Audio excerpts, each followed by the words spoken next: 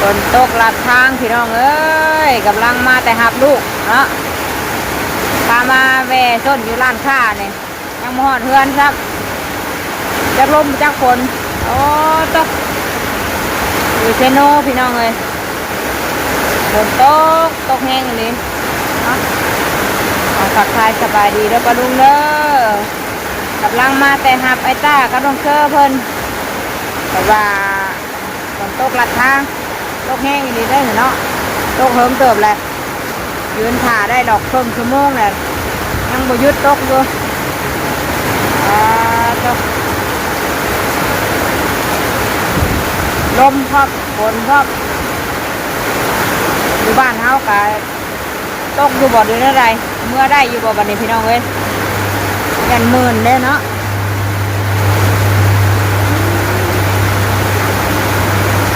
ตาก็ต้องเชื่อเพิ่นเข้าในยิมาดบ่ยืนถ่าให้ฝนเช้าก่อนยังบ่เช้าอยู่ทั้งลมทั้งฝนนี่แห้งอยู่ดิเมื่อได้บ่บาดนี่ทางมื่นจักพี่น้อยทางเปื้อนอีกแล้วมืออื่นยังไม่ได้ออกมาอยู่เนาะถ้าเป็นแบบนี้ทางบ้านทางตกนี่คือสิออกมาบ่ได้ถ้าฝนตกแล้วก็ถนนหนทางก็เปื้อนไปบ่ได้เลยได้พี่น้อยมื่นเนาะ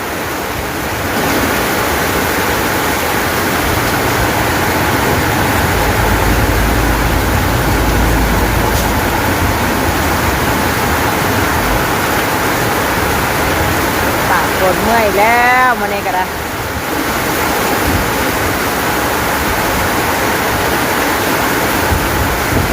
ลมแม่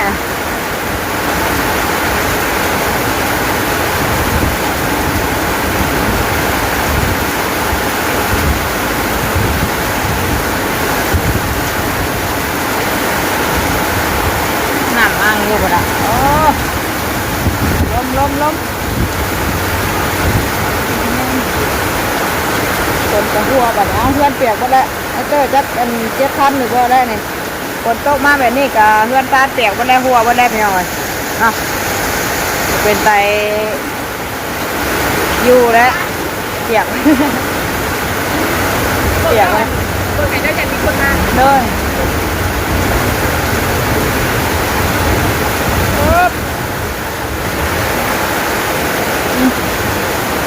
ลมพัดกับมาเมื่อไงน้ำอ่างอยู่ลมแห้งแค่พี่น้องเลยขาดเลย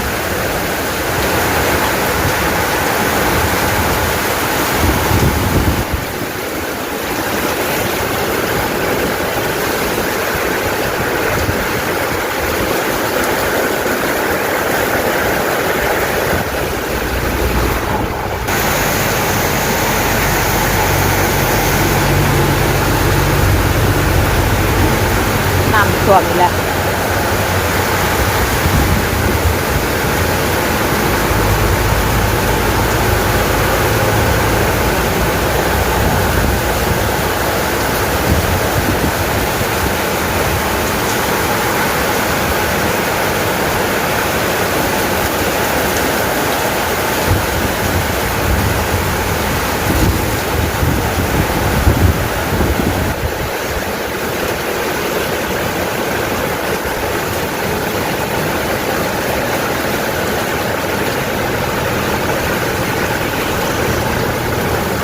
น้องบิววะน้องบิวเมื่อนะบ่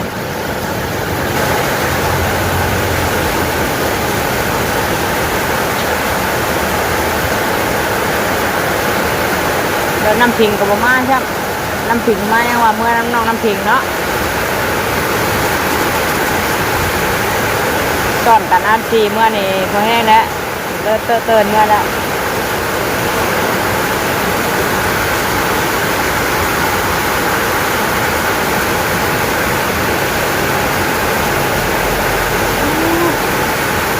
ทั้งลมทั้งฝนบัดนี้พี่น้องเลยเดินเปียกหมดแล้ว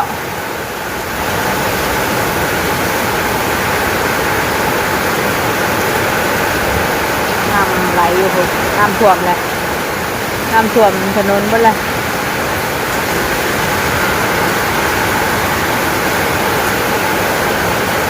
ท ตกหอดสมงน้ำอ่างดูเนาะเนี่ย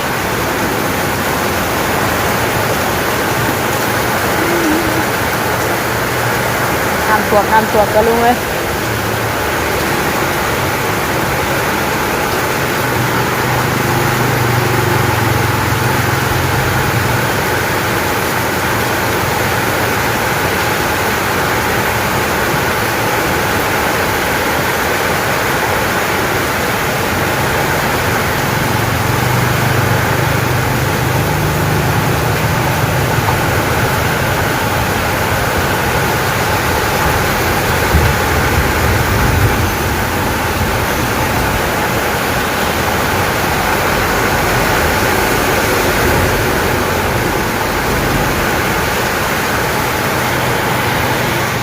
เอามาเลยหิวข้าวเดี๋ยวนี้ไรฝนตกห้ามแต่เมื่อมาได้บ่าเลยสินอนนี่ใช้นอนอยู่หน้าห้างนี่สบายดีป้าลุงเลยลูกเอ้ยสบายดีน้องเชื่อเอ้ยต้องห้ามแล้วเมื่อมาได้น้ำท่วมทางเลยน้ำท่วมทางแล้ว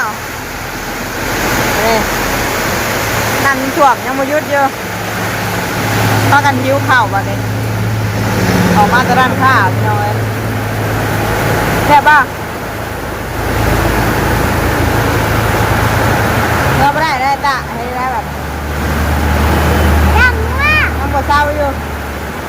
เลิกคุ้ยนะ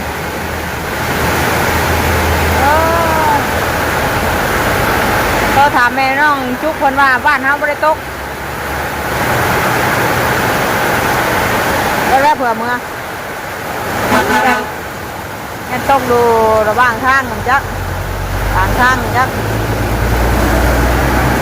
แทบไปแทบมันเนี่ยไม่ยิ้วเข่ามีเบิร์ดได้ไหมมาไม่ถือให้มั้ยได้ยังนะไม่มีนะคือเรารถงัวกะเต็มอยู่ไอเสือกันพลบ่นะเสือ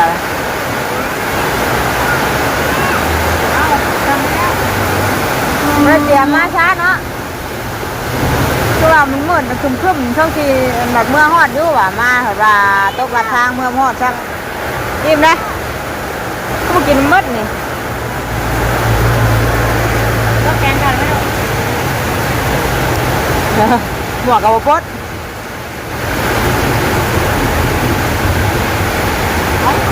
อะไรบ้างข้าหัวปูเลย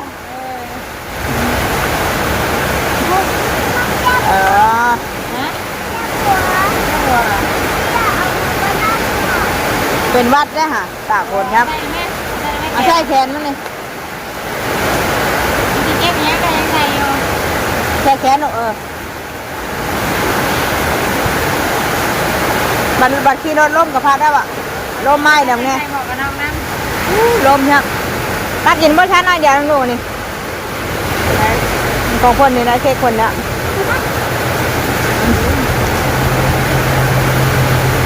เดี๋ยว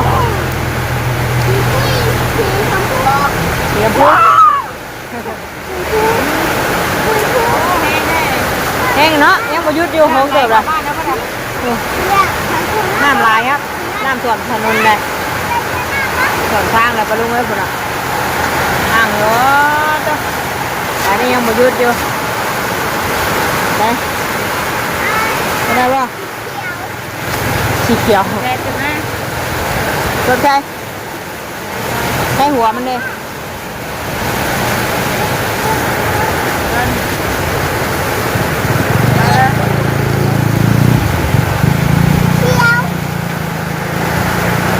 ระวังเด้อระวังฝนถึกเด้อสัตว์ประหลาดสัตว์ประหลาดบ่ลมแทบอันนี้เอาเด้อใส่เสื้อกันฝนเลยพี่น้องเลยกระเป๋าขนาดที่ใหญ่ละ อันเลยบ่นะคนใช่ก่อนเดี๋ยวกันลูกบ่เอามันมาเลยกระตากฝนไว้เลยมันอ่ะข้ากันหนูสาวฝนเช้าก่อนก็น้อยกันเมื่อทางบ้านเฮาเมื่อบ่ได้ช่ำจักเนาะเปียกเลยเอ้ยน้ำท่วมหน้าห้านนั่นเลยเดี๋ยวลงไปฮื้อในช่วงพะเยาลูกวิวมากเลยคนน่ะลงมาเลยอย่าไปเปียกทำอย่าเฮ็ดลูกมันเปียกนะ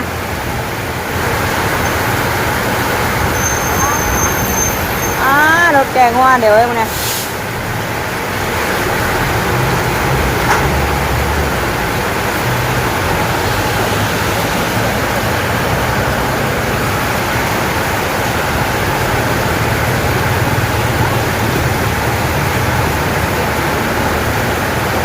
ลงไปเด้อเช็ดมันงอดขึ้นมาเด้อมันขึ้นมาแต่ท่อน้ำลงมาทันนะระบายลงมาทันน้ำลายหมด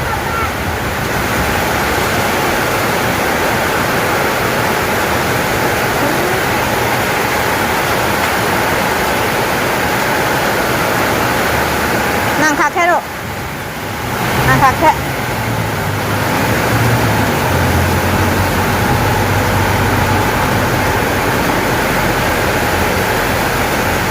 ผมก็ถาฝนยุดก่อนไปเราหน่อยเนาะจะนอน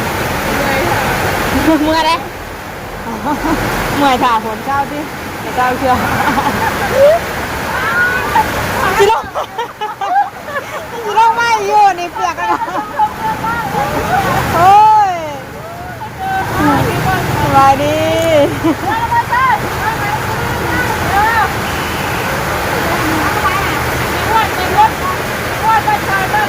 โอ้ยังชวนนวดน้ำอยู่เต็มนุ่งอยู่เต็มแล้วรถเรากับว่าสิเมื่อเรากับเจ้ยรถแม่น้องบิวกับเต็มบึ้งเลยจักประจอมจักน้องวัฒนาจักน้ำพิงเต็มคันรถเลยเอ้าเราถาฝนเช้าก่อนจะหน่อยพี่น้องเลยเนาะให้มันก่อน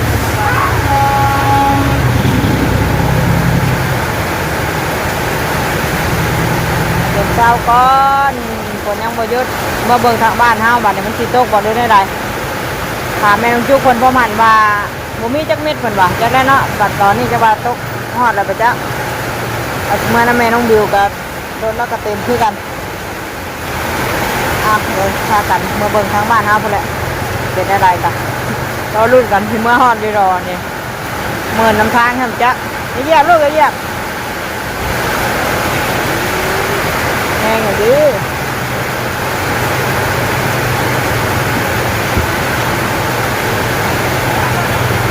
เหยียบลูกมันเปียกผีข้างคนเข้าไป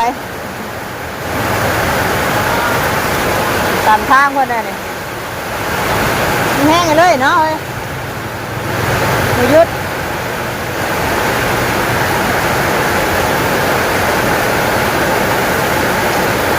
เราถามบทเช้ากันไปหน่อยเนาะ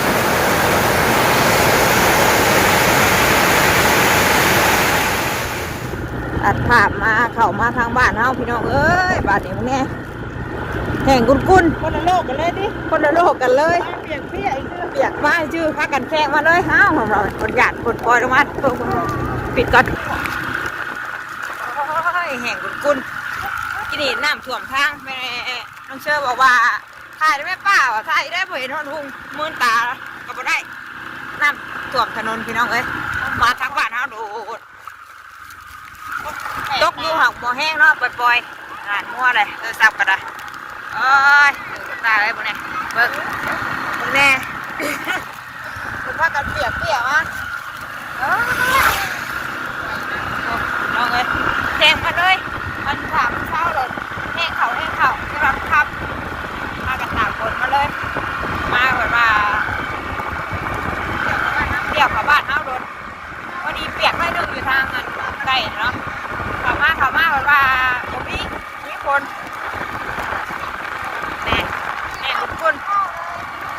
ข่าวใกล้ข่าวยังบ่มีอยากให้เนอะถึงโทรศัพท์มั่วไปเลยเอาลงเลยกินเด้อมันลมได้หนาวแห้งกุ้นบ่ได้ไกลเยือนจากเซโนมาหามันโคกกันตกบ่ทั่วถึงนี่ดิคิดว่าสีน้ำเต็มได้แซ่เขาอีกแล้วอ่ะโอ้มืดโทรศัพท์กระตะมัวไปเลยพอดีอยากลงเม็ดดูซ้ำนี่แหละหัวแห้งกว่าได้เนาะคุณและอย่าหมดแรงคุณปะไปสัตว์เดียวปิดคลิปไปกันจังหน่อยพี่น้องเอ้ยมันมั่วเลยโทรศัพท์ก็เห็นถล่มดิคือหันโดเด้เต็มน้ำท่วมถนนเต็มเยอะลงมาฝนก็ได้ตกคักตกแน่ที่ว่าสีขาวมาบ่ได้ทางอย่าว่ามันเปื้อนแห้งว่ะขาวมาเพราะว่าพอดีดินลายนี่แหละ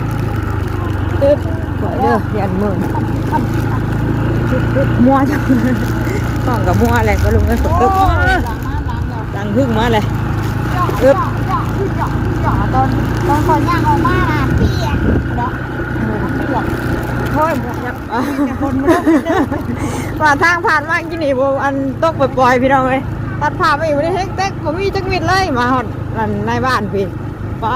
ต้องตั้งโคตรตั้งเหนื่อยดินี่น้ำทางน้ำมันว่าทางมาขาบ้านอันผ่านมาหันยังว่ามีปล่อยแน่มาพี่รถแห่งคุณโคตรโพยดีคนก็ได้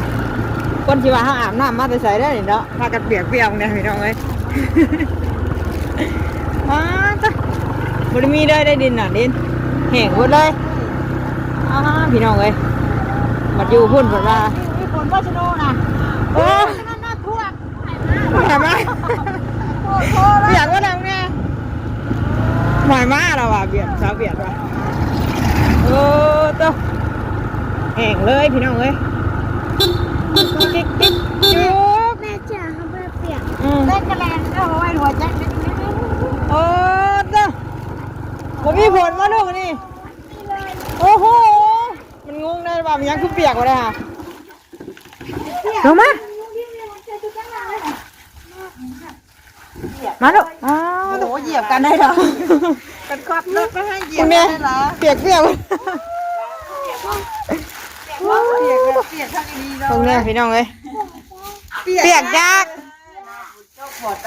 เป้ยมาถ่ายผลเช้ากับบ่ได้เช้าเชื่อเราพากันมาข้ามมันห้างกับมาเลยหันน้อยนึงมือก็จนเหี่ยวนะบ่เชื่อบ่บางไหนกว่าคนนี้ช่วงไอ้ตากับเปียกเครื่องนึงจนหนาวเนี่ยอันคลองเพิ่นชื่อกะต่อผู้พึ่งมาลางพี่น้องเอ้ยผู้พอจังมืดทางนั้นเนาะน่ะทางเชโน่ผู้ว่าโตมาเหนียวเนี่ยดินแห้งคุณเปียกแล้วกระเป๋านี่กระเป๋าก็เปียกเมื่อไรน่ะหนาวกอดเอื้อนเลยกอดเนี่ยกอดเอื้อนในหนาวเปียกเลยเนี่ยกระเป๋าเปียกเมื่อไรสบายดีเปียกว่าที่ตาพอดีเรียนถ่ายคลิปให้ไปลุงเบิ่งฝนตกยมพุ่นว่ะมาบ้านเฮาทางเข้าบ้านเปื้อนแน่ว่ะเดี๋ยววันชุกนะนี่เนี่ยอื่นจะไม่ได้ไปแบบว่าเล่นฝนตกทางเปื้อนเลยเต้ไปเนี่ยมันออกอีกอ่ะดูดเลยโอ้ซื้อได้หมวกกันน็อกเนี่ยมันบ่แม่นหมวกอันมันบ่ดีปะเอาแม่จ้ะเอากระเป๋าลูกยึบจุกฝนมันตกบ่ดูบ่บ่เปียกกระยำเนาะเกงในเจ้าเนี่ยบ่ได้เปียกเจ้าก็นุ่งเกงในแหละยังอยู่วันนี้โอ้โหกล้วยทอดจะเป็นน้ำหมดเลยติทอดจะเป็นน้ำหมดเลยชุบน้ำมาน้องบ่ไปได้ไปตื่นเนาะสบาย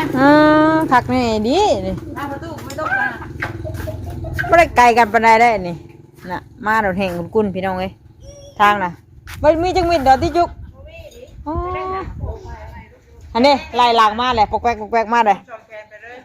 นี่โอ้ยโคตรว่า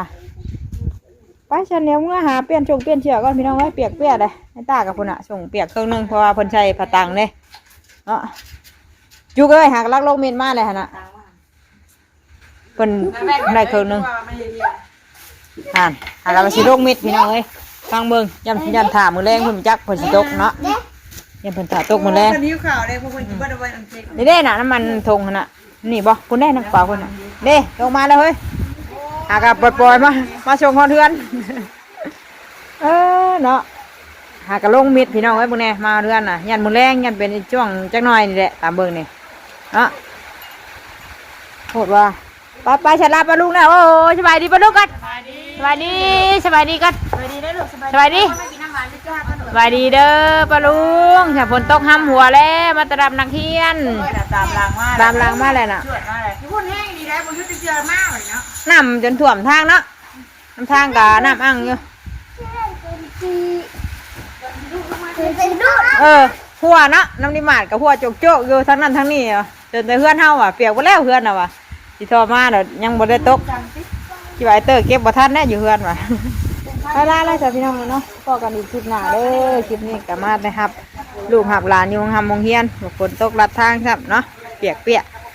เอาสบายดีพอกันอีกคลิปหน้าฝนหนักมืดมาเลยทางน่ะคือสิตกอีกจักหน่อยแหละเนาะกำลังลงเม็ดทางนี้แห่งกุนโอ้ย